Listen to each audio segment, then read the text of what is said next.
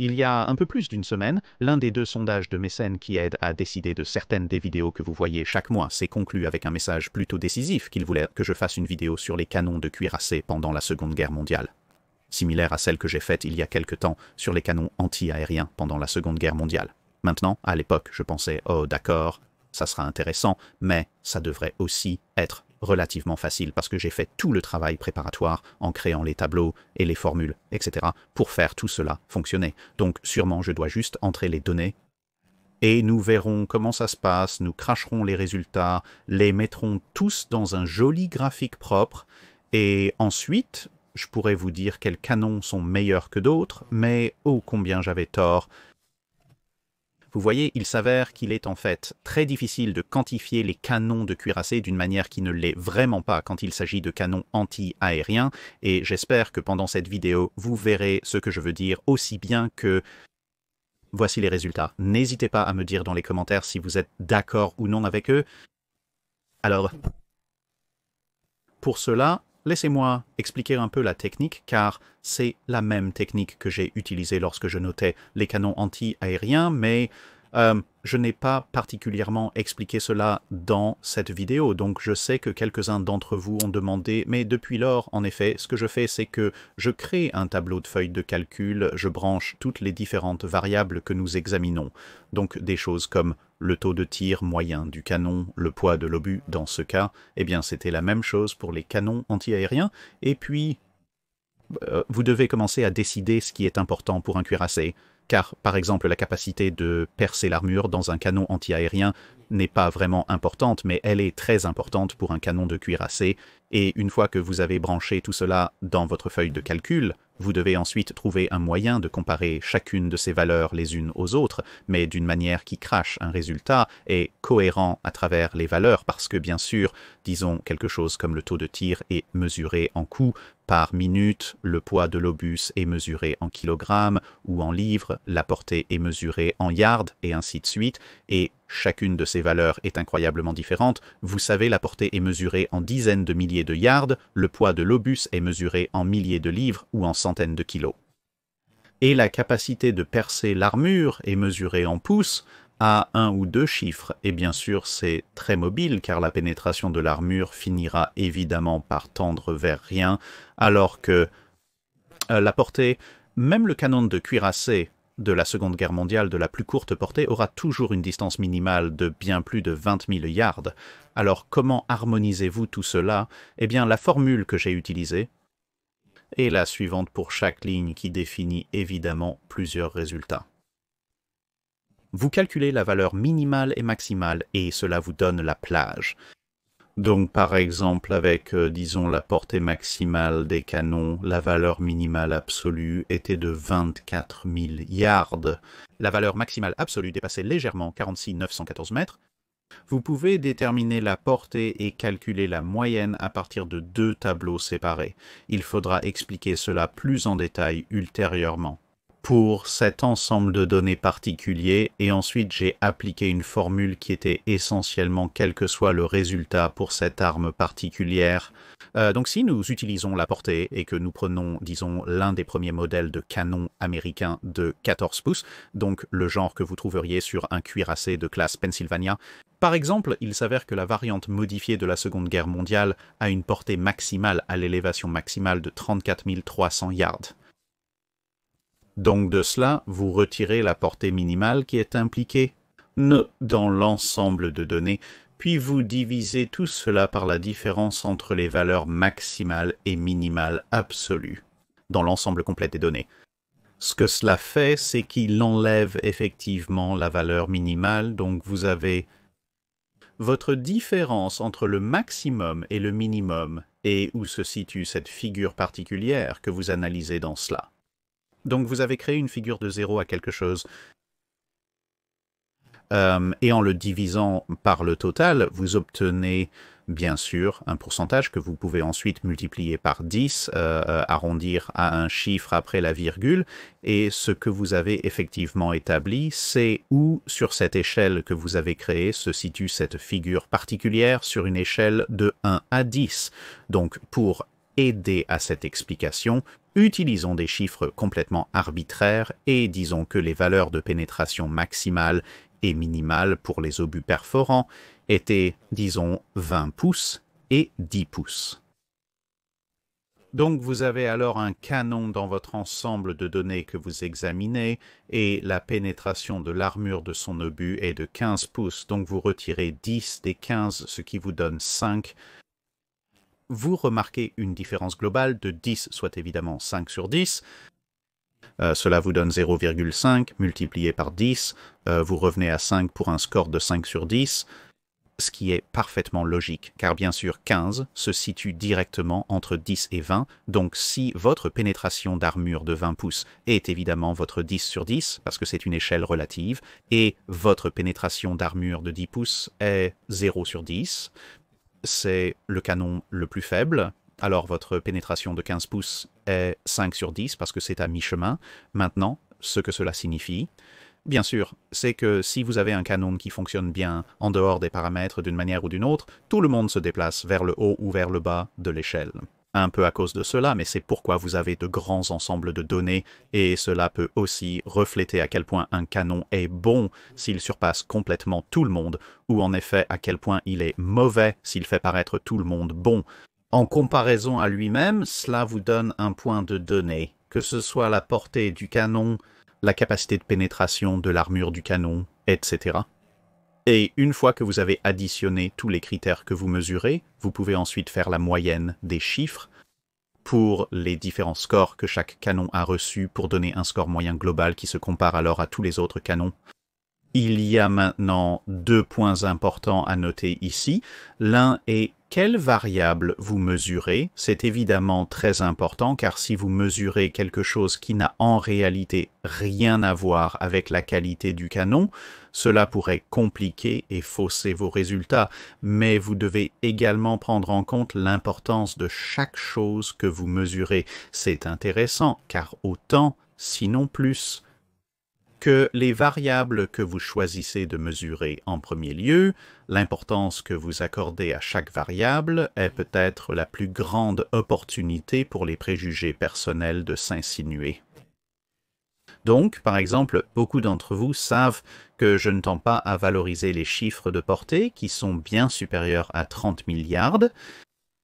Un peu plus est acceptable, mais ceux d'entre vous qui ont regardé mes vidéos assez longtemps sauront que simplement à cause des mathématiques et de la physique, il est presque impossible de toucher un adversaire manœuvrant à une portée bien au-delà de cela. Donc, pour les engagements cuirassés contre cuirassés, personnellement, je ne vois pas vraiment l'intérêt de pouvoir tirer à 40-45 milliards en soi, et donc il serait relativement facile pour moi de me retourner et de dire, en fait, vous savez quoi, je vais limiter l'importance de la portée. Donc peut-être que je vais imposer une distinction arbitraire que j'ai inventée, disons 32 500 yards, et dire, voilà, tout ce qui peut atteindre cette portée obtient un score de 10 parce que, vous savez, il a atteint la portée maximale raisonnablement efficace, et tout ce qui ne peut pas atteindre cela obtiendra évidemment un score inférieur basé sur les formules parce qu'il reste encore une certaine marge de portée utile.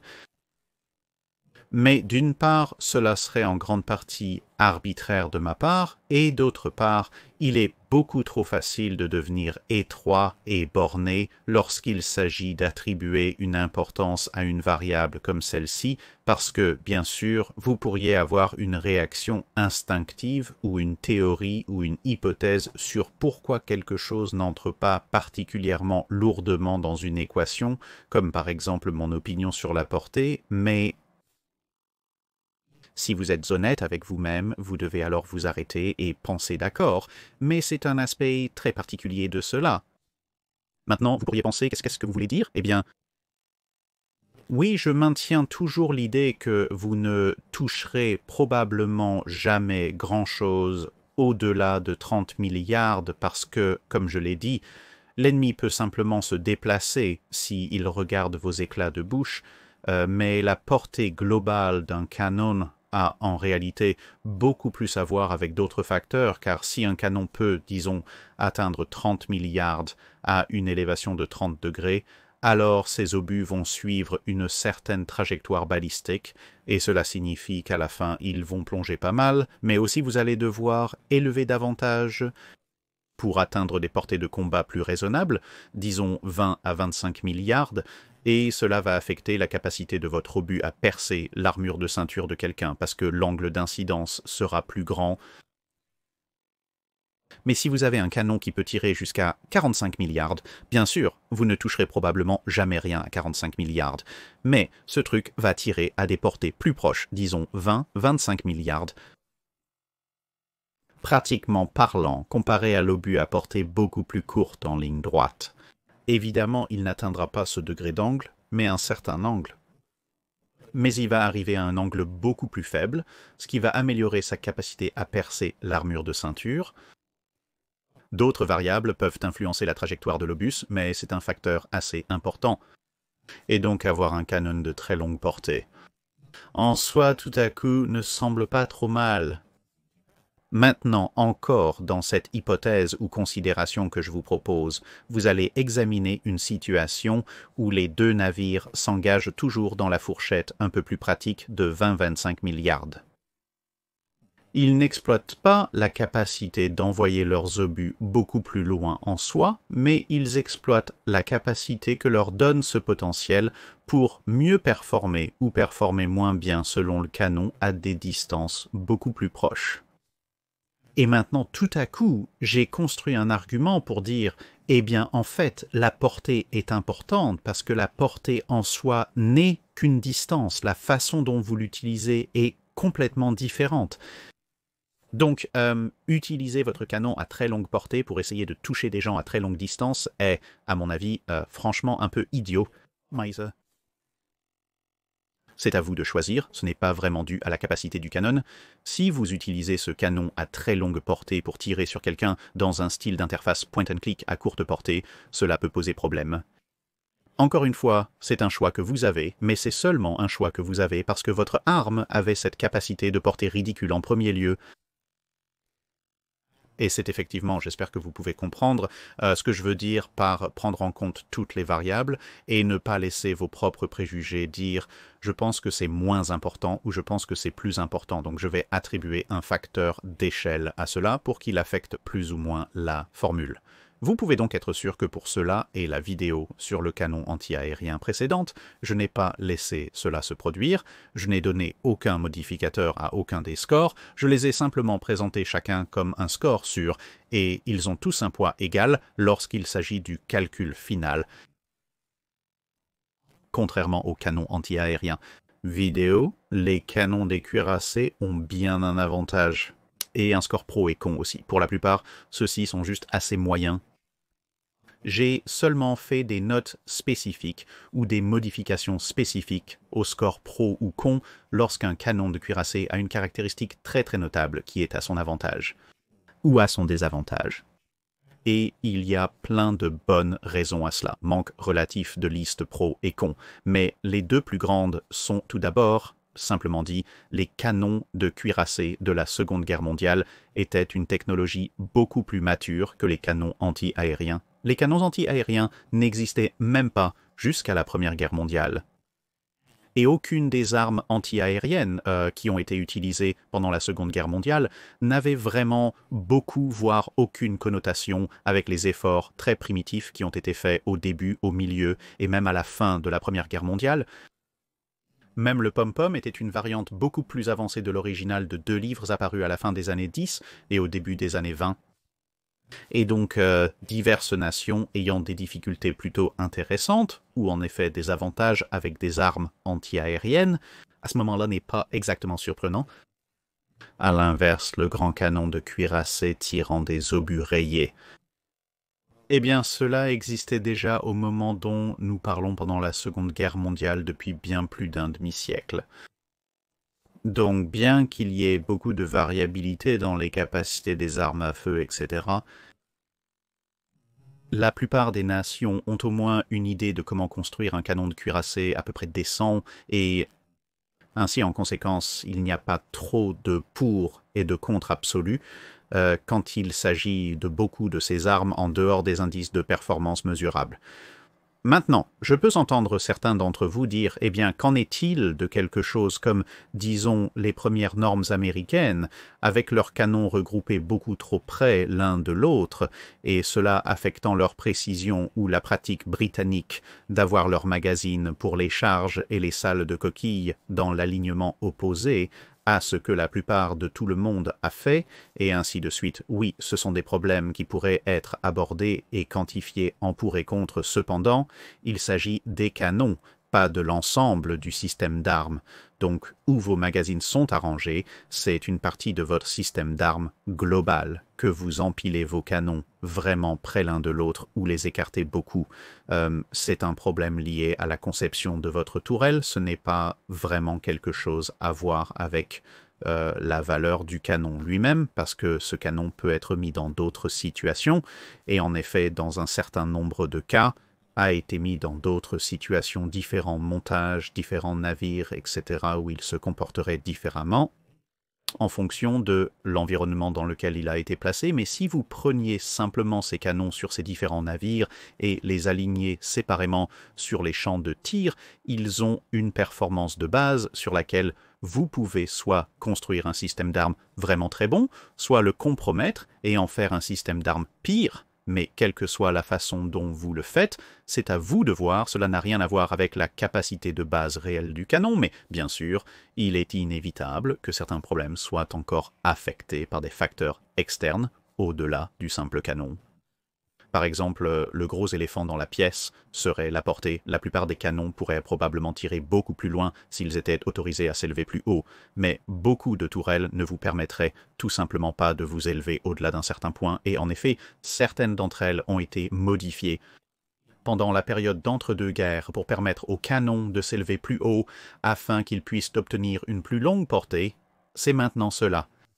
Un facteur déterminant dans la performance du canon. Mais est-ce strictement une performance basée sur le canon ou est-ce quelque chose à voir avec la tourelle?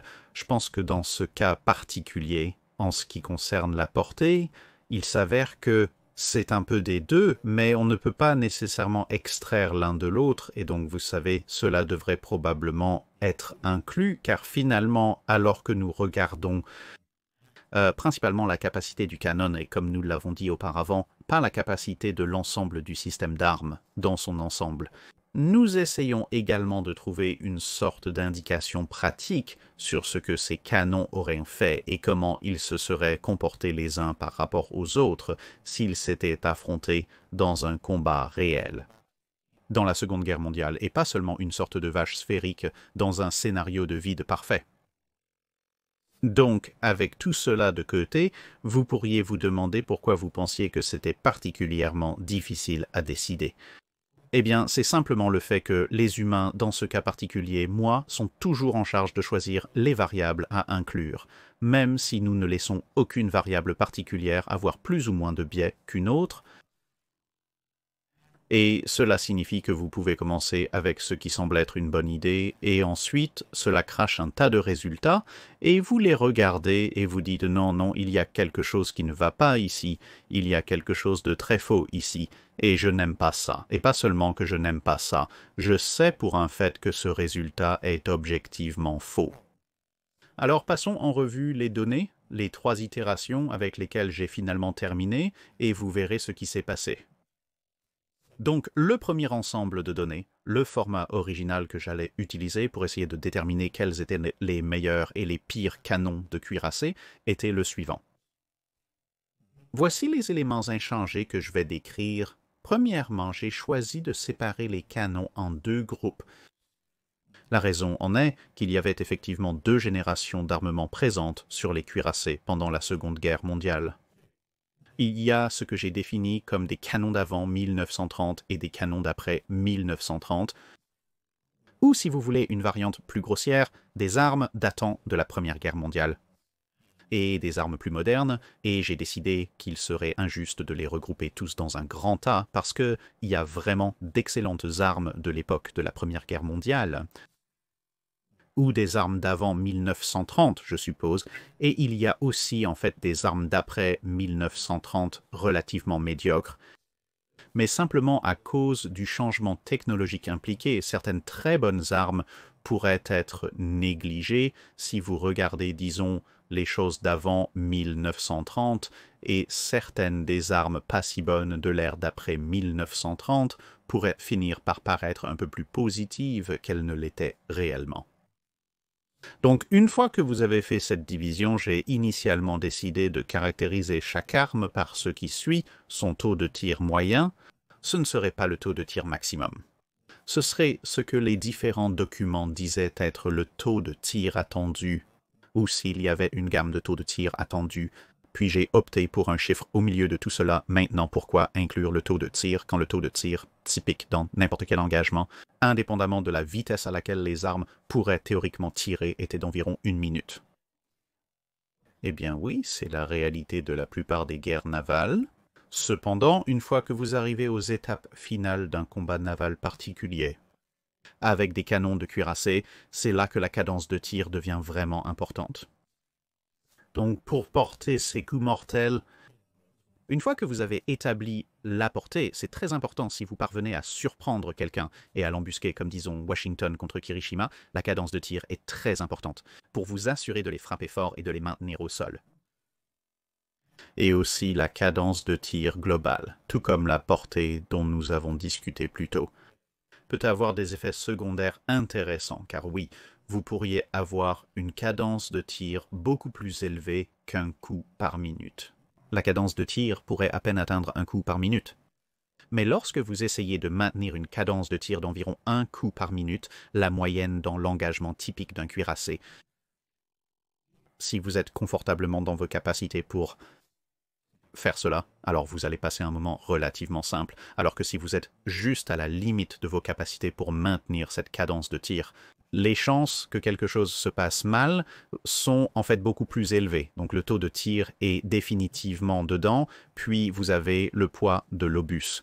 Maintenant, le poids de l'obus est encore assez important parce qu'en fin de compte, cet obus va atterrir à bord, il va transporter une certaine quantité d'énergie cinétique, et un obus plus lourd aura plus d'énergie cinétique et plus de momentum voyageant à la même vitesse qu'un obus plus léger. Aussi, un obus plus lourd conservera mieux son énergie tout au long de son régime de vol, donc il va finir à des portées plus longues avec un peu plus de puissance de frappe, ce qui est évidemment une bonne chose, et la masse pure de l'obus va se refléter dans combien de fragments de celui-ci vont aller faucher à l'intérieur du navire cible s'il parvient à frapper, et ensuite détonner. Un obus relativement léger ne peut envoyer que tant de métal. Un obus plus lourd, supposant qu'il a une bonne charge d'éclatement, peut envoyer beaucoup plus de métal et donc faire beaucoup plus de dégâts. C'est pourquoi le poids de l'obus est là, la portée doit être là.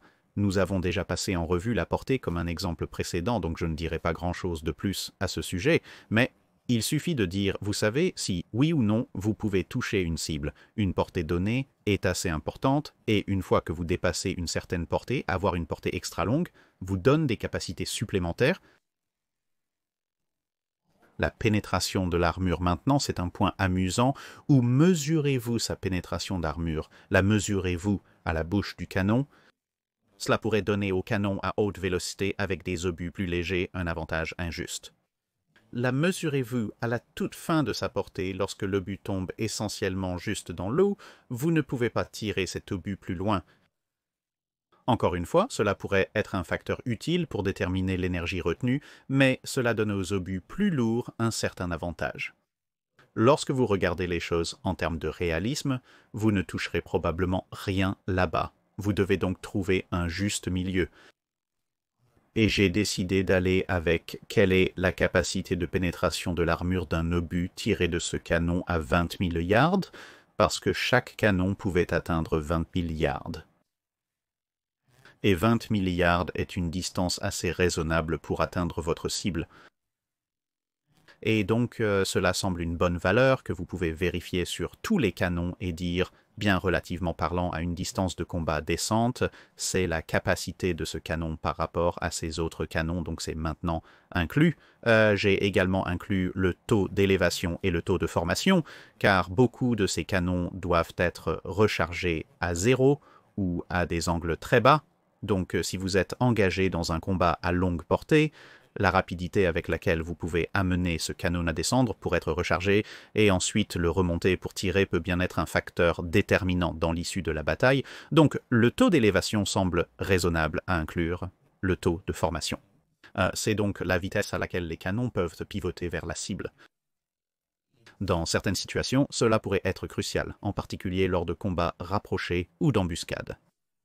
Mais plus généralement, plus les canons peuvent s'entraîner rapidement, plus ils peuvent s'adapter facilement et rapidement aux changements de circonstances, que ce soit s'il s'avère que votre estimation de cap de votre navire cible après les premières salves s'avère avoir été horriblement fausse, ou si vous avez besoin de changer de cible, donc le taux d'entraînement a été inclus, et enfin avant le avantages et inconvénients quelque peu arbitraires, le poids de la charge d'éclatement, et la charge d'éclatement est sur un obus perforant, la quantité d'explosifs qui est réellement dans cet obus. Pourquoi est-ce important? Eh bien, la quantité d'explosifs présente a quelques influences majeures sur la quantité de dégâts que vous faites. Et tout d'abord, vous savez, c'est un gros morceau d'explosifs, je ne pense pas que quiconque ait particulièrement envie d'être prêt 10, 20, 30 ou plus de livres d'explosifs puissants. Quand il explose, cela n'est généralement pas bon pour votre santé et ce n'est pas bon non plus pour la santé de tout système particulièrement délicat ou même particulièrement non délicat dans les environs immédiats. Donc l'effet de souffle simple de cette coquille qui explose évolue à un certain degré avec la quantité d'explosifs. Cela est arrivé maintenant évidemment grâce à des choses comme la loi du carré du cube, comme l'élément explosif se dilate dans un espace de plus en plus grand, il y a évidemment de plus en plus d'espace à occuper, et donc ce n'est pas une progression linéaire. Si vous déclenchez 10 livres d'explosifs, et ensuite vous déclenchez 20 livres d'explosifs, vous n'allez pas obtenir 2 fois plus de dégâts, ou vous n'allez pas obtenir la même quantité de dégâts à 2 fois la distance, et il y aura un facteur limitant là, mais cela va toujours faire plus de dégâts parce que c'est le double de la quantité d'explosifs. C'est donc une chose à considérer. L'autre chose à considérer est quelque peu liée au poids de l'obus, c'est-à-dire que ces fragments d'obus sont propulsés lorsque l'obus explose, d'accord en partie par l'énergie cinétique des obus qui ont été tirés et qui arrivent à bord du navire, mais en grande partie par l'explosion de la charge d'éclatement. Et si vous avez une petite charge d'éclatement, elle ne peut transmettre qu'une certaine quantité d'énergie cinétique à ces fragments, et donc ils ne peuvent faire qu'une certaine quantité de dégâts.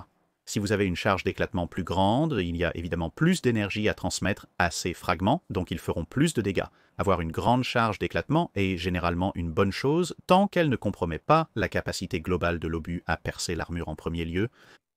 C'est donc le dernier critère par lequel nous jugeons cela. Maintenant, en ce qui concerne certains des détails plus fins au sein de ces facteurs. Comme il s'agit de comparer les canons de cuirassé de la Seconde Guerre mondiale, nous utilisons évidemment leur version de cette période. Maintenant, pour les canons post-1930, cela n'a pas d'importance, parce que c'est la version, mais pour les canons pré-1930, cela compte parce que, par exemple, si vous regardez les capacités des canons américains de 14 pouces, tant les modèles légèrement plus anciens, qui étaient sur les Pennsylvania, par exemple, et les modèles plus récents que vous pourriez trouver sur quelque chose comme, disons, les Tennessees, eh bien, ils ont 2 phases distinctes d'existence.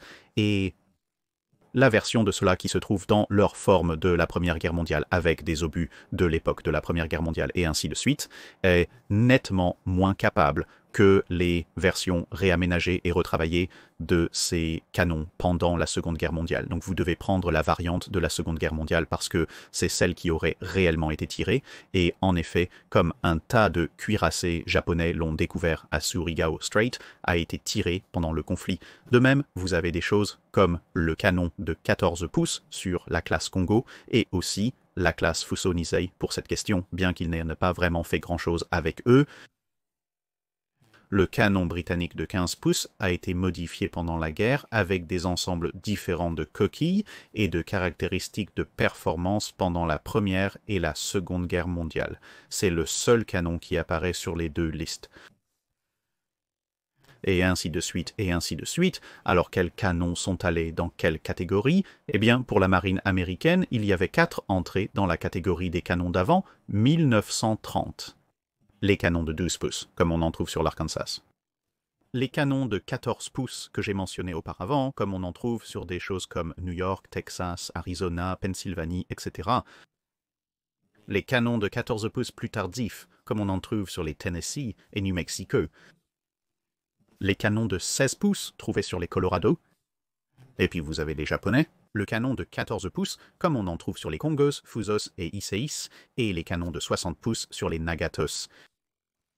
Les Britanniques ont le canon de 15 pouces, qui se trouvait sur presque tous leurs navires, et les canons de 16 pouces trouvés sur les Nelson. L'unique entrée allemande est les 28 cm de la classe Deutschland. Les Russes ont le canon de 12 pouces qui se trouvait encore sur la classe Gangert, et les Français ont deux entrées, le canon de 12 pouces trouvé sur la classe Korb, et le canon de 13,4 pouces trouvé sur la classe Britannia, puis nous passons au canon post-1930, c'est-à-dire les canons modernes pour les États-Unis. Il y a deux entrées, le 16 pouces 45, trouvé sur les North Carolina et South Dakota, le 16 pouces 50, trouvé sur les Iowa. Les Japonais ont une seule entrée, les canons de 18,1 pouces, trouvés sur le Yamato. Les Britanniques ont maintenant deux entrées. Il reste le 15 pouces 42, et vous pourriez penser, ne l'avons-nous pas déjà inclus dans les canons d'avant 1930 ? Eh bien oui, nous l'avons fait, cependant, alors qu'il y avait un certain degré de modernisation effectué sur les canons qui étaient sur les navires de la Première Guerre mondiale, comme vous savez la reine Elizabeth, Warspite, Renown, Valiant, et ce sont les canons que nous examinons pour les canons d'avant 1930 pendant la Seconde Guerre mondiale. Il y a aussi les modifications importantes faites aux canons de Vanguard, et donc effectivement l'entrée de 15 pouces 42 d'après 1930 que nous examinons est les armes de Vanguard parce qu'elles ont des capacités quelque peu différentes. À tous les autres, pour un certain nombre de raisons, dont la plupart incluent la capacité théorique, même s'ils ne l'ont jamais utilisé en pratique, parce que vous savez bien qu'ils n'ont pas réellement finalisé la guerre d'utilisation de supercharge. Vous avez ensuite les canons de 14 pouces du roi George V évidemment, et des Français, ont les canons de 13 pouces de la classe Dunkerque et les canons de 15 pouces de la classe Richelieu.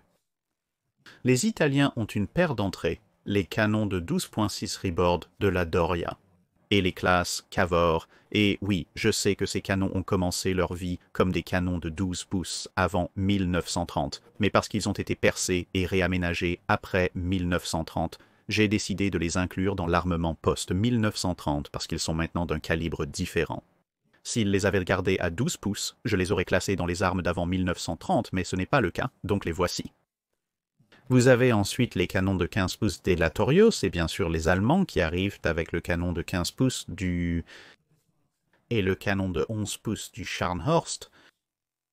Mais lorsque tout cela a été pris en compte et que la formule a craché les résultats, eh bien, certains des résultats étaient à peu près ce à quoi vous vous attendriez. Mais il y avait quelques problèmes majeurs. Maintenant, vous pouvez voir ici les deux résultats de données, les canons d'avant et d'après 1930, et certaines des plus grandes surprises, si vous voulez, c'était que, d'une manière ou d'une autre, les canons de 11 pouces trouvés sur la classe Deutschland obtenaient à peu près le même niveau qu'un canon de 15 pouces, sur un Queen Elizabeth ou Warspite, juste en dessous des capacités des canons de 16 pouces trouvés sur les Colorados, et en fait bien au-dessus de certaines armes, comme les canons de 14 pouces trouvés sur les Congos ou les Tennessee. Tout amateur naval reconnaîtra rapidement cela. Les canons spatiaux de Graf n'étaient pas aussi capables. La même histoire se répète en réalité quand on observe les canons après 1930, parce que tout à coup, les canons de 11 pouces trouvés sur le cheval de Charnes, ils marquent en fait mieux que les canons de 15 pouces trouvés sur les Bismarck,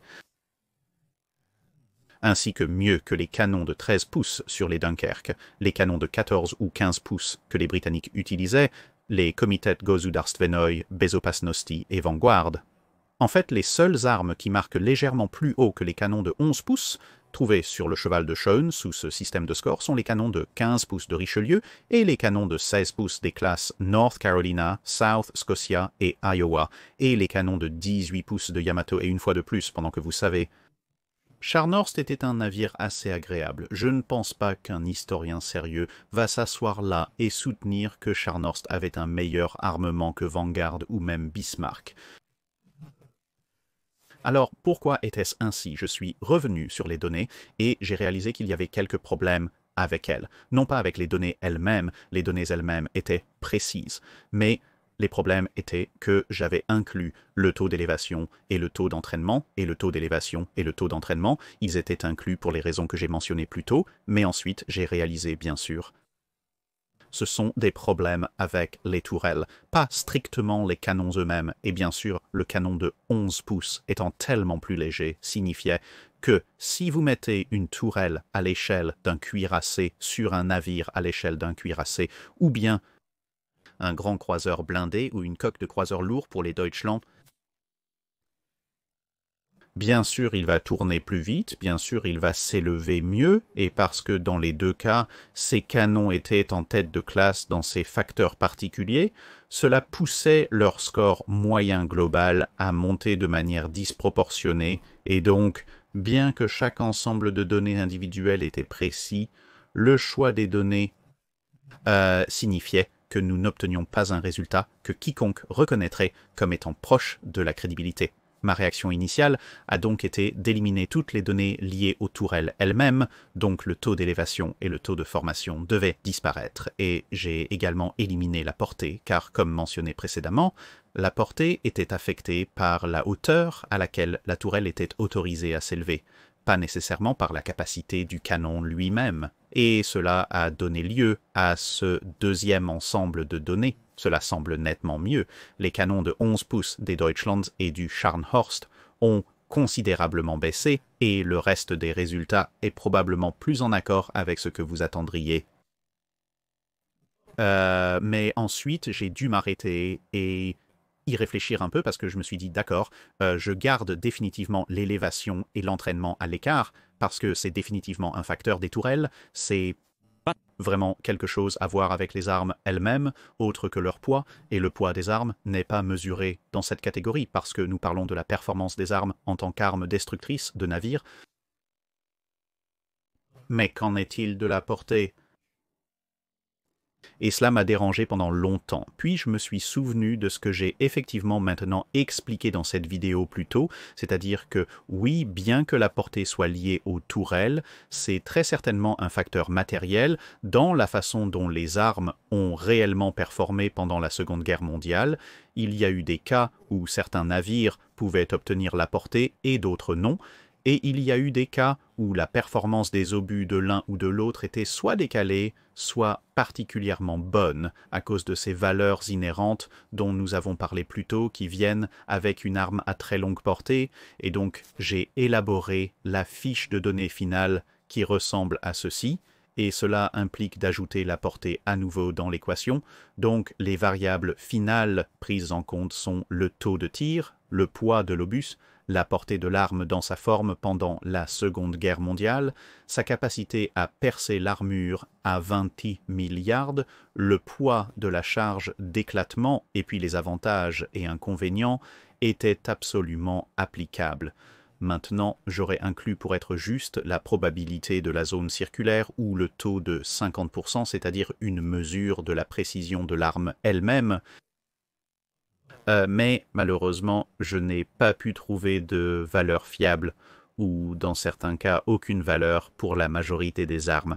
Je pouvais le trouver pour certaines, mais pas pour toutes, et donc il serait injuste d'inclure certaines valeurs de données définitives, et ensuite d'ignorer ou d'inventer des valeurs pour le reste d'entre elles. Maintenant, je suis sûr que ces morceaux de données existent pour chaque arme, et j'ai pu déterrer des données supplémentaires pour certaines armes à partir de divers documents d'archives, mais je soupçonne que cela prendrait beaucoup plus de temps pour les établir pour toutes ces armes, et je n'avais tout simplement pas le temps de le faire. Mais vous savez, si à un moment donné quelqu'un peut trouver ou me diriger vers les ressources nécessaires pour établir les niveaux de précision de chaque arme, dans cette liste, alors je peux toujours inclure cela comme un autre ensemble de données, et cela modifiera quelque peu le score à nouveau, mais dans tous les cas, allant du pire au meilleur dans la catégorie des armes d'avant 1930, l'arme la plus mal notée était le canon de 12 pouces de Corbès, ce qui n'est probablement pas une énorme surprise pour quiconque. Les Corbès n'étaient pas exactement les meilleurs dreadnoughts du monde à l'époque où ils ont été construits, encore moins pendant la Seconde Guerre mondiale, et la seule raison pour laquelle ce canon particulier est même dans le système du tout est parce que, eh bien, les Français ont techniquement remis en service quelques-uns d'entre eux pour des opérations de combat limitées avant la chute de la France, donc ils ont vu une sorte d'action. Mais avec un score global de 3,3, ils n'ont pas vraiment beaucoup d'atouts. Ils ont la pire pénétration d'armure de tous les canons du livre, marquant un 0 plat, parce qu'ils sont la valeur la plus basse. Ils ne sont pas très performants avec le poids de l'obus et la portée est assez faible. Ils ont une charge d'éclatement légèrement au-dessus de la moyenne pour un obus de 12 pouces, ce qui est assez surprenant. Mais cela reflète probablement qu'ils utilisent un ancien obus avec cette terrible valeur de perforation d'armure, ce qui ne leur fait pas beaucoup de crédit. Leur cadence de tir est également assez moyenne, mais rien de vraiment remarquable à signaler. Ensuite, vous avez les canons de 12 pouces de la classe Gangut, la seule entrée russe dans cette catégorie. Vous pourriez être étonné d'apprendre comment les Russes se sont retrouvés en avant-dernière position, parce que vous m'entendrez dire assez régulièrement que l'arme de 12 pouces de la Gangu était probablement l'un des meilleurs canons de 12 pouces développés. Et oui, c'était pendant la Première Guerre mondiale, mais il n'y a que 3 canons de 12 pouces sur cette liste, et les Russes n'avaient pas beaucoup travaillé avec les armes de la Gangut, à part renommer les navires depuis la Première Guerre mondiale. Donc, bien qu'ils aient un taux de tir relativement élevé, le poids de l'obus va être assez faible, c'est finalement toujours une arme de 12 pouces. La portée est vraiment son point faible. Le canon russe de 12 pouces était capable de massive portée, mais l'élévation sur les navires russes, même s'ils avaient été légèrement modifiés par rapport à ce dont ils étaient capables pendant la Première Guerre mondiale, n'étaient toujours pas si grands car ils n'étaient toujours pas si hauts en capacité de perçage d'armure. Je veux dire, il arrive à 2,5 sur 10, ce qui pour un canon de 12 pouces n'est pas si mal. Cela reflète le fait qu'ils n'ont pas beaucoup travaillé sur leurs obus, la charge d'éclatement est correcte, mais avec un score global de 3,8, c'est simplement une bonne arme de 30,5 cm, quelque peu délaissée. Puis nous arrivons au dernier 12 pouces sur la liste, celui qui se trouve sur l'Arkansas. Pour être parfaitement honnête, ce n'est pas une arme brillante dans la plupart des sens. Sa portée est la pire, l'obus est assez léger, c'est le deuxième obus le plus léger dans les catégorisations, et la charge d'éclatement n'est pas non plus quelque chose dont on peut se vanter. Encore une fois, ce n'est pas une surprise, c'est un canon de 12 pouces, mais parce que les États-Unis avaient mis à jour leurs obus perforants, la capacité de perforation de l'armure du canon de 12 pouces sur l'Arkansas à 20 milliards n'est en fait pas si mauvaise. Je veux dire, ce n'est pas grand-chose dont on peut se vanter en termes de catégorisation globale, mais à 4,3, c'est juste en dessous de la moyenne, ce qui n'est pas mal considérant qu'il est principalement en compétition avec des canons dans la plage de 14 à 16 pouces, et il obtient un peu d'avantage du fait qu'il a en fait un taux de tir théorique assez élevé, donc si l'Arkansas avait jamais été pris dans un duel de cuirassés, il aurait au moins pu cracher beaucoup d'obus à longue portée avant que quelque chose de dramatique ne se produise. Puis, en quittant le domaine du canon de 12 pouces, nous arrivons aux armes conjointes suivantes, c'est-à-dire le canon de 11 pouces sur le Deutschland et le canon de 14 pouces trouvé sur les normes américaines antérieures. Vous pourriez penser, attendez, comment ces deux peuvent-ils être même vaguement comparables? Eh bien, encore une fois, c'est la tyrannie de la moyenne des chiffres. Parce que, de manière générale, ce canon de 11 pouces sur le Deutschland ne marque pas très bien, il a l'obus le plus léger, il a la plus petite charge d'éclatement, encore une fois pas surprenant, c'est après tout une arme de 11 pouces, sa capacité de perçage d'armure est terrible. C'est seulement légèrement mieux que les canons de 12 pouces sur les corbets. Et gardez à l'esprit que les corbets avaient été à la retraite avant le déclenchement de la guerre, la seule raison pour laquelle ils se lèvent à ce point est grâce en grande partie à une élévation assez haute sur les tourelles de canon. Le canon de 11 pouces de l'Allemagne pouvait en fait tirer à une assez grande distance et encore une fois, étant un canon de 11 pouces, il avait en fait un taux de tir assez décent. En fait, il avait le meilleur taux de tir, et ces deux facteurs ont un peu augmenté à un score de 4.3. Le canon de 14 pouces des premiers standards est presque l'inverse de cela. Il a le pire taux de tir conjoint, en fait. Mais ses capacités de perçage d'armure sont assez spectaculaires. 7.1 sur 10 pour l'arme de 14 pouces du début. La charge d'éclatement n'est pas particulièrement grande en fait. Les canons américains n'ont généralement pas une si grande charge d'éclatement, mais le poids de l'obus et la portée globale sont à peu près moyens. Donc les deux canons arrivent à 4.3, donc juste en dessous de la moyenne générale. Puis nous avons la dernière arme à marquer, en dessous de 5, qui est le canon de 13.4 pouces sur la classe Britannia de la France. Maintenant, dans l'ensemble, ce n'est rien de particulièrement remarquable. Le poids de l'obus, la portée, la capacité de perçage d'armure sont tous relativement faibles. Ils ne sont pas terribles comme certains des canons plus anciens, mais rien de vraiment spectaculaire. Le taux de tir est à peu près moyen.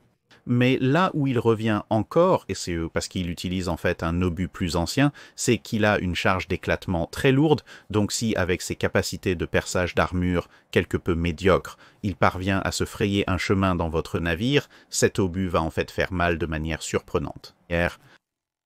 Donc avec un score de 4,8, l'arme de 13,4 pouces, nous passons maintenant à un score parfait de 5,0. Et c'est les canons de 14 pouces plus tard trouvés sur les standards américains. Maintenant, dans ces cas, ils ont en fait de très bonnes valeurs. Leur portée est assez bonne. Nous n'avons pas encore discuté des armes de 15 ou 16 pouces, mais elles sont compétitives en matière de portée. Avec un score de 7.0, leur capacité à percer l'armure est très bonne à 7.9, le poids de l'obus était à peu près moyen à 5.3, ce n'est pas exactement surprenant, le calibre est plutôt moyen. Mais ils sont un peu ralentis par le fait que leur cadence de tir n'est pas spectaculaire. Et leur charge d'éclatement n'est pas non plus particulièrement spectaculaire en fait. Le canon de 12 pouces sur l'Arkansas a une plus grande charge d'éclatement. En fait, la seule coquille qui a une charge d'éclatement plus petite que les coquilles américaines de 14 pouces pendant la Seconde Guerre mondiale, ce sont les canons de 11 pouces de la classe Deutschland, donc malheureusement cela diminue légèrement le score global. Voilà, vous l'avez à 5.0. Ensuite, nous avons les canons de 14 pouces de la classe Congo et le Fuji. Et il dit, je suppose, mais surtout les Congo, parce que vous savez qu'ils les utilisent réellement, et cela donne un score global de 5.5, principalement grâce à des scores moyens ou supérieurs à la moyenne dans chaque catégorie, sauf, encore une fois, une charge d'éclatement qui n'est pas particulièrement brillante. Mais il a un taux de tir décent, il a un poids d'obus décent. Et dans sa forme modifiée, il a une portée assez bonne et des valeurs armure de poing étonnamment bonnes également. Voilà donc les canons de la classe Congo pour vous.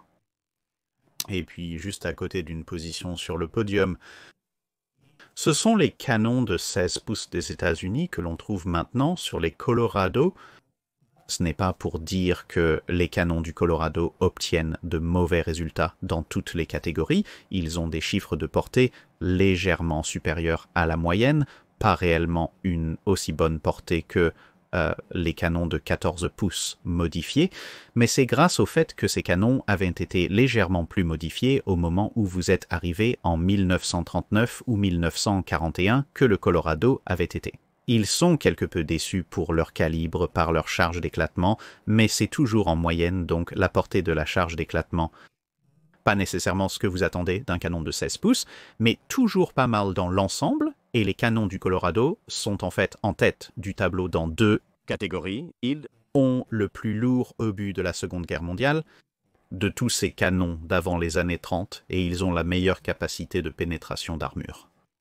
C'est juste que lorsque cet obus de 16 pouces arrive à bord, il ne va pas faire une quantité spectaculaire de dégâts comparé à un ou deux des autres canons que nous allons voir un peu plus tard, qui ont encore plus de capacité de charge d'éclatement spectaculaire, mais tout cela, pour être honnête, aurait probablement encore nettement placé en haut du tableau, si ce n'était pour le fait qu'avec les standards précédents des armes de 14 pouces, il a le taux de tir le plus bas, et malheureusement, c'est aussi celui qui est le plus soutenu par les données, parce que pendant la bataille du détroit de Surigao, la Virginie occidentale est entrée en mode de tir rapide complet, on leur a ordonné un tir de salve rapide, ils ont quand même réussi à tirer environ un obus, un peu plus d'un obus toutes les 40 secondes, ou une salve toutes les 40 secondes. Donc, si ce n'était pas pour ça, je suis sûr que le canon aurait été beaucoup plus haut, mais tel qu'il est, il arrive en 4e position, manquant de peu le podium. Donc cela nous amène à notre podium. Les canons maintenant, votre fait naturel. Vous avez 2 canons partageant la 2e place avec un score de 6. Point 4, et c'est les canons de 16 pouces trouvés sur les cuirassés de classe Nagato japonais et les canons de 15 pouces trouvés sur presque tous les cuirassés du Royaume-Uni. Ils ont un taux de tir similaire. Le canon du Nagato a évidemment un obus légèrement plus lourd. Le 2e obus le plus lourd, presque aussi lourd que celui du Colorado. Et le Nagato, dans sa forme modifiée de la Seconde Guerre mondiale, a une portée considérablement plus grande. En fait, il a la plus longue portée de tous les canons considérés à ce stade. Mais malgré tout cela, ses capacités de perforation d'armure ne sont qu'environ moyennes, alors que dans le cas des canons de 15 pouces, ses capacités de perforation d'armure ne sont pas trop mauvaises. Il obtient un score de 6.7 sur 10, ce qui le place en 3e position, derrière les obus modifiés du Congo et les obus de 16 pouces des Colorado. Le poids du spectacle avec le Royaume-Uni était juste un peu en retard. La portée des canons de 15 pouces du Royaume-Uni, lorsque vous parlez, disons, des variantes de la Seconde Guerre mondiale, trouvées sur les refontes, plus malgré Queen Elizabeth, Valiant Renown, etc., est environ moyenne, mais ce qui fait monter le canon du Royaume-Uni juste un peu, c'est la charge d'éclatement, parce qu'il a la 2e charge d'éclatement la plus élevée de n'importe quel canon dans la catégorie pré-1930, donc il va faire beaucoup quand il arrive, et avec 6.7 sur 10 pour la pénétration de l'armure. C'est probablement... Va probablement le faire. Et c'est aussi l'un des canons qui obtient une légère modification du boost pro et con, parce que c'est en fait une arme spectaculairement précise, bien au-dessus de la précision moyenne, et c'est juste suffisant pour le mettre en concurrence approximative, avec les canons de 16 pouces qu'on retrouvait sur les Nagatos en termes généraux, et puis les dépassant tous les deux de 0.1 sont les canons de 16 pouces retrouvés sur la classe Nelson. Maintenant, initialement, ça ne commence pas très bien pour les Nelson du tout, car ils sont derniers ex aequo avec les Colorado en termes de cadence de tir, bien qu'il semble qu'ils soient capables de dépasser cela quelque peu lorsqu'ils combattent contre Bismarck en prenant en compte Rodney, mais néanmoins c'est ce que disent les chiffres. Mais contrairement à presque tous les autres canons, il offre des performances assez solides dans toutes les autres catégories. Maintenant, le poids de l'obus n'est pas le plus élevé. Il reste à 8,8, un obus léger de 16 pouces, moins lourd que celui du Nagato ou les canons du Colorado, mais c'est toujours un obus de 16 pouces, donc toujours assez massif. La portée est assez solide avec un score de 8,6. Sa capacité à percer l'armure à 20 000 yards, parce que c'est un obus assez léger, n'est pas la meilleure. Mais il est aussi toujours assez compétitif, certainement mieux que la moyenne. Mais en fait, curieusement, à 20 000 yards, pas, encore une fois, strictement sur papier, aussi bon que les obus de 14 pouces des États-Unis ou les obus de 16 pouces. Fait amusant, malgré les faits sur papier, les canons de Nelson, ou plus précisément ceux de Rodney, semblent avoir surpassé leur performance contre le Bismarck dans cet engagement. Mais comme cela n'est pas tabulé et quantifié, nous ne pouvons nous baser que sur les données qui nous sont fournies. Mais il a la plus grande charge d'éclatement de tous les canons présents de loin, à l'exception de l'obus britannique de 15 pouces qui est proche, ce qui signifie qu'une fois que cet obus de 16 pouces frappe et pénètre, s'il pénètre, il va y avoir une très très grande quantité de dommages causés dans cette catégorie, ce qui place globalement le canon de 16 pouces de la classe Nelson en tête pour les armes de 1930. Et donc, nous passons au canon post-1930. Donc, ce sont les armes qui ont été développées dans les années 30, et dans certains cas, techniquement, jusqu'aux années 40. Mais ce sont les armes des cuirassés plus modernes que vous verriez en haute mer pendant la Seconde Guerre mondiale. Donc, dans ce cas, il ne devrait pas être très surprenant qu'au bas du paquet se trouvent les pauvres vieux canons de 12,7 pouces reforés sur les Italiens Doria et Cavour, admettons-le, personne ne s'attendait à ce qu'ils apparaissent ailleurs, compte tenu que, à part le Scharnhorst, le calibre suivant le plus petit qui apparaît est une arme de 15 pouces. Mais vous savez, les pauvres choses marquent un zéro plat, c'est-à-dire le plus bas dans la catégorie pour tout sauf un, donc ils ont l'obus le plus léger, ils ont la portée la plus courte, la pénétration d'armure la plus mauvaise, la plus petite charge d'éclatement. Ils marquent assez bien avec un 7 sur 10 pour le taux de tir, mais avec un score global de 2,4, eh bien, ils semblent principalement exister pour servir le point que vous ne pouvez vraiment pas rendre un canon de 12 pouces compétitif pendant la Seconde Guerre mondiale, peu importe combien de travail vous y mettez. Puis, le suivant le plus bas sur la liste, donc encore une fois probablement pas une énorme surprise, le canon de 11 pouces sur le Scharnhorst, c'est très faible dans la plupart des catégories. Sa pénétration d'armure à 20 milliards n'est pas génial. Il n'est que légèrement meilleur que celui des canons de Doria Cavour. Sa charge d'éclatement n'est que. Et littéralement une question de moins de quelques livres de plus que les 12,6 pouces de Doria et Cavour. Le poids de l'obus est le plus bas conjointement, mais la portée et le taux de tir est le dernier quelque peu surprenant et le premier grâce à la haute élévation des tourelles est en fait assez bon. Et cela nous amène à un score global 4.3, donc avec un Scharnhorst, si vous allez au combat contre un autre cuirassé, il peut probablement vous toucher à une portée raisonnablement étendue et vous arroser de nombreux obus, juste qu'ils ne vont pas vraiment faire grand-chose. Eh bien, il pourrait vous ennuyer un peu, mais néanmoins, passons à ce que vous pourriez considérer comme la vraie catégorie, les gros canons lourds. Maintenant ici, il y a en fait un groupe assez serré d'armes. Le prochain, avec un score de 4.8, est les canons de 13 pouces sur les Dunkerque, vraiment seulement déçus par leur poids. De coquille, c'est un canon de 13 pouces. Donc bien sûr, il va être relativement léger, et bien que sa capacité à percer l'armure soit en fait assez spectaculaire pour un canon de 13 pouces, ce n'est toujours pas brillant comparé à certains des autres obus en considération. Ici, bien que certains obus proviennent de canons puissants, obtenir un score de 3,7 avec un canon de 33,02 cm est en fait assez bon. La charge d'éclatement est juste dans la moyenne, à 5,1. Et avec la troisième plus longue portée, il réalise en fait une performance assez crédible là-bas. Le taux de tir est correct, mais le score global de 4,8 n'est pas mal, mais légèrement vers le bas du peloton. Apparaissant également avec un score de 4,8, l'arme de 15 pouces du Littorio peut surprendre. Pour vous, mais il sera relativement moins surprenant que le canon du Littorio ait été quelque peu compromis par le fait qu'il était hilarantement imprécis la plupart du temps, parce que cela ne l'aide vraiment pas quand vous essayez de, vous savez, vraiment toucher quelque chose. La charge d'explosion n'est pas non plus spectaculaire, elle est en fait très faible. Étant donné que nous parlons d'une catégorie comprenant des canons de 12,6, 11 et 33,02 cm et la charge explosive italienne sur les obus perforants. Les canons de 13 pouces ont une charge d'explosion italienne assez faible sur les obus perforants, inférieure à certaines autres armes. Mais il a une très bonne valeur de perforation d'armure de 8,6 sur 10 à 20 milliards.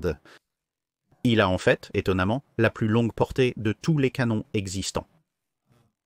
Mais il fait cela en tirant un obus assez léger, mais dans ce qui est une course assez serrée pour le milieu du peloton.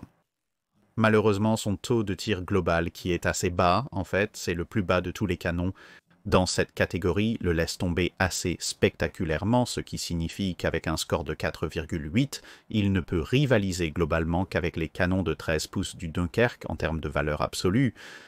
Évidemment, être touché par un obus italien de 15 pouces sera beaucoup plus douloureux qu'un obus français de 13 pouces, mais franchement, vous êtes beaucoup plus susceptible d'être touché en premier lieu par l'obus de 13 pouces, tandis que le pauvre vieux Latourio tue quelqu'un dans le code postal suivant. Ceci servant évidemment à confirmer que c'est une mesure de l'utilité globale des armes, pas seulement nécessairement leur capacité à blesser quelque chose. Si elles vous touchent, alors elles arrivent à 4,9 sur 10, donc juste 0,1 point. Plus élevé que les canons de Dunkerque et de Latourio, c'est le canon de 14 pouces du roi George V, il a un taux de tir relativement correct. Le poids de l'obus d'un canon de 14 pouces n'est pas si grand, bien que vous le sachiez, donc ce n'était pas trop choquant. La portée est correcte, la capacité de perçage de l'armure à 20 milliards n'est pas si grande. La charge d'éclatement est légèrement supérieure à la moyenne, ce qui est surprenant pour un obus de 14 pouces face à des obus de 15, 16 et 18,1 pouces. En effet, il a une charge d'éclatement assez importante, mais ce qui a réussi à le hisser à sa position actuelle. Juste au lieu de peut-être le faire tomber juste en dessous des deux précédents canons, est le fait qu'il s'agit en réalité d'une arme très précise, voire l'article de Warship International que j'ai mentionné auparavant qui examine principalement le canon italien, le canon de 15 pouces, et pourquoi il était imprécis, mais examine également en passant divers autres canons et découvre que le canon britannique de 14 pouces était en fait un arme incroyablement précise en ce qui concerne ses obus. Donc, cette précision accrue est la raison pour laquelle il est ici. Et bien sûr, aussi mal que le pauvre prince de Galles est dénigré dans son combat avec le Bismarck, gardez à l'esprit que c'est un tout nouveau navire, et c'est le navire qui marque le premier coup dans cet engagement, touchant le Bismarck, bien avant que le Bismarck ne touche le Hood. Ensuite, nous avons le premier canon à dépasser la marque de 5 sur 10, avec un score de 5,1 sur 10, et c'est le 15 pouces 42 que l'on trouve sur l'avant-garde. Maintenant, certaines personnes que je connais vont encore débattre sur le fait de savoir si l'avant-garde pouvait tirer des supercharges. Mais franchement, comme je l'ai déjà dit dans diverses vidéos, Decker Brown, qui était à la fois un constructeur dans la marine royale, donc vous savez, il savait vraiment de quoi il parlait parce qu'il avait effectivement travaillé sur l'avant-garde plus tôt dans sa carrière et avait également accès à tous les documents de la marine royale et bien sûr, encore plus tôt dans sa carrière, les personnes qu'il avait réellement construites.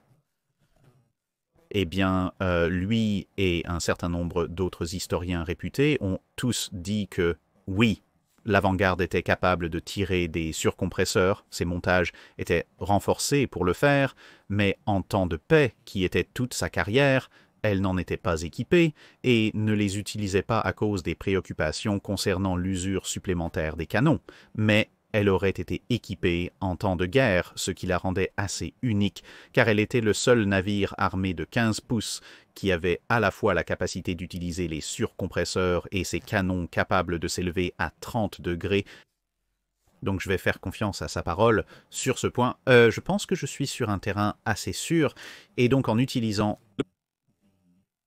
valeur qui se produirait si Vanguard utilisait les superchargeurs, vous constatez que grâce à son support de pistolet modifié, elle a un taux de tir assez décent. Le poids de l'obus n'est pas massivement brillant, c'est 3,8 sur 10, ce n'est pas terriblement mauvais, mais il y a des obus beaucoup plus lourds là-bas. La portée, encore une fois, n'est pas rien de particulièrement génial à raconter, c'est vraiment soutenu par son taux de tir à ce stade, mais la capacité de perçage d'armure pour un obus de 15 pouces se porte assez bien, surtout si l'on considère que c'est effectivement un canon de la Première Guerre mondiale retravaillé et fortement amélioré. À 4,1 sur 10, la charge d'éclatement aide vraiment à 5,7 sur 10. Elle a en fait un niveau de charge d'éclatement similaire à celui de 14 pouces et a en fait, avec le 14 pouces, la deuxième plus grande charge d'éclatement de tous les obus en considération. Et puis, elle obtient une légère augmentation à la fin parce qu'avec le canon de 15 pouces dans la catégorie pré-1930, il est prouvé que c'est une arme spectaculairement précise et donc avec un score de 5,1, voici Vanguard. Ensuite, avec un score de 5,3, nous avons le canon de 15 pouces du Bismarck. Maintenant, Bismarck commence fort dès le départ avec un score de 10 sur 10 pour la cadence de tir moyenne. Oui, en théorie, il avait un taux de tir encore plus élevé que cela, que je lui ai attribué pour les besoins de cette analyse particulière, mais comme toute analyse décente des scans de Bismarck vous le dira, le taux de tir maximal théorique absolu était quelque chose d'un rêve inaccessible, parce que tout continuait à tomber en panne, mais avec un taux de tir si rapide en théorie. Même une fois que vous avez réduit cela pour tenir compte du fait que vous savez que vous ne vouliez pas que tout se casse, donc vous iriez un peu plus lentement, il a toujours un très très bon taux de tir. Donc c'est bon pour lui, la portée est assez décente, le poids de l'obus n'est pas spectaculaire, les capacités de perforation d'armure sont correctes à 20 000 yards, la charge d'éclatement est à l'extrémité supérieure du spectre global, mais pas aussi élevée que certains des autres obus dans l'image, mais sans faiblesse particulière, à part peut-être être légèrement du côté plus léger. Des choses, quand il s'agit du poids de l'obus et de ce fort taux de tir, les canons du Bismarck obtiennent 5.3 sur 10. Et puis, lorsque nous arrivons au sommet de notre pack de milieu de gamme, nous avons également ce qui sont techniquement les finisseurs ex aequo à la 3e place du podium. L'arme de calibre 45 de 16 pouces des navires de classe North Carolina et South Dakota, et les canons de 15 pouces de la classe Richelieu de France. Maintenant, en comparaison, le canon américain de 16 pouces a un taux de tir nettement meilleur que l'arme française de 15 pouces. Le canon américain est près du sommet de la gamme pour le taux de tir. En fait, c'est seulement vraiment surpassé par le Bismarck, mais le français est un peu plus lent. Le poids de l'obus, sans surprise, l'obus super lourd de 16 pouces, signifie qu'il est en 2e position conjointe avec les canons de l'Iowa parce qu'ils utilisent les mêmes obus nettement plus lourds que ceux de Richelieu. Mais Richelieu marque un fort retour avec la portée. Le canon de 45 de 16 pouces n'est pas capable d'aller nulle part près aussi loin qu'un canon de 15 pouces de Richelieu. Bien que cela soit en partie dû à la différence de poids de l'obus, un obus plus lourd tombera évidemment plus court. Mais aussi parce que Richelieu peut élever ses canons un peu plus haut. La capacité de perçage d'armure des 2 canons à 20 000 yards est encore un bon score, 6.5 pour l'américain, 6.2 pour le français, tous deux bien au-dessus de la moyenne et en concurrence approximative l'un avec l'autre, le canon français ayant l'avantage sur la charge d'éclatement, bien qu'il soit un pouce plus petit en calibre, il transporte une charge explosive considérablement plus grande, un problème caractéristique avec certaines coquilles américaines, avec la plupart des coquilles américaines, et donc ils finissent tous les deux par marquer 5.5 pour être honnête. De manière générale, le canon américain a des performances généralement un peu meilleures, c'est juste que le français, la portée lui donne vraiment un petit coup de pouce, et le fait que son potentiel armure de points à 20 milliards soit globalement similaire est également assez bon. Et ensuite, nous passons à la 2e et 1re place. En 2e position, nous avons le canon de 50 calibre de 16 pouces trouvé sur le United States Ship Iowa. Il a un bon taux de tir. Il a un bon poids de coquille, bien sûr, une coquille super lourde de 16 pouces, il a une portée décente, sa capacité de perçage d'armure à 20 milliards est la 2e meilleure, c'est assez spectaculaire, ça va faire très mal, et même s'il a une charge d'éclatement quelque peu faible pour la taille de sa coquille, il obtient quand même un score de 4.4 sur 10 là-bas, donc il est dans le genre de la moyenne acceptable. Donc ce que vous avez avec un canon de 50 de 16 pouces, c'est quelque chose qui donne de bonnes performances dans pratiquement toutes les catégories prises en compte, à l'exception de la charge d'éclatement, et même alors ce n'est pas terrible, c'est juste un peu en dessous de la normale pour le calibre de la coquille. Donc sans faiblesse particulière, et avec beaucoup de points forts, le 50 de 16 pouces, avec un score de 6.4 sur 10, et enfin, en termes de canon de cuirassé de surface à surface, il n'y a qu'un seul canon restant, et c'est le canon de 18.1 pouces sur Yamato. Semblable au canon de l'Iowa, il ne donne qu'un score un peu correct, et tout le reste est fort, mais le degré de ces résultats est juste un peu plus fort. Son taux de tir à 4.5 sur 10 n'est pas spectaculaire. Il y a beaucoup de canons sur cette table qui tirent plus vite, mais il est toujours plus que capable de suivre un rythme décent qui était peut-être un tour toutes les 30 à 35 secondes, non? Mais assez étonnamment, à 18.1 pouces, le poids de l'obus est de loin le plus lourd, c'est l'obus le plus lourd là-bas. Sa portée est seulement légèrement battue avec 9.8 sur 10 par le 15 pouces des Latorio. Sa capacité à percer l'armure à 20 milliards est spectaculaire, c'est la plus élevée de toutes. Et la charge d'éclatement, encore une fois, sans surprise étant donné qu'il s'agit d'un obus de 18,1 pouces, est également la meilleure de loin, lui donnant un score global de 7,8 sur 10 et le rendant en termes de purement le canon la meilleure arme anti-navire de surface à surface de la Seconde Guerre mondiale. Maintenant, bien sûr, vous devez prendre en compte que lorsque vous parlez de nos deux premiers canons sur le podium, le 16 pouces 50 et le 18,1 pouces, leurs capacités de perçage d'armure sont telles à 20 000 yards que, matériellement parlant, en supposant que votre ennemi est de côté, cela ne fait probablement pas une énorme différence par lequel vous êtes touché. Mais si vous prenez quelque chose qui est peut-être l'un des navires les plus lourdement blindés de la période, comme le Roi George V ou un Yamato, et que vous le mettez à un angle, il peut y avoir une légère marge où la différence entre ces deux canons pourrait réellement compter. Mais voilà, le canon de 18,1 pouces du Yamato arrive en tête, suivi de près par le 16 pouces 50 de l'Iowa, et tout le reste essaie de ramasser les miettes par la suite. Voilà donc mes conclusions. Faites-moi savoir dans les commentaires ci-dessous ce que vous en pensez. Ai-je utilisé les bonnes valeurs de l'ensemble de données? Aurais-je dû utiliser d'autres données? Et si oui, où puis-je les trouver? Aurais-je dû utiliser moins de données? Peut-être préférez-vous le deuxième ensemble de feuilles que j'ai produit où je n'ai pas inclus la portée? Pensez-vous qu'elle reflète peut-être un peu plus la réalité? Ou pensez-vous que ce résultat est un peu plus précis en termes généraux quant aux capacités globales des armes? Devrais-je peut-être répéter tout le processus pour les canons de l'époque de la Première Guerre mondiale pour voir comment tout se superpose lorsque vous incluez beaucoup plus de canons de 12 pouces et certains des canons que nous avons examinés dans la section d'avant les années 30 fonctionnent selon leurs anciens paradigmes? C'est une possibilité pour l'avenir. N'hésitez pas à en discuter ci-dessous, par email, via Discord, etc. Je vous retrouve dans une autre vidéo. C'est tout pour la vidéo. Merci d'avoir regardé. Si vous avez un commentaire ou une suggestion pour un navire à examiner, faites-le nous savoir dans les commentaires ci-dessous. N'oubliez pas de commenter le post épinglé pour le doc sec. Questions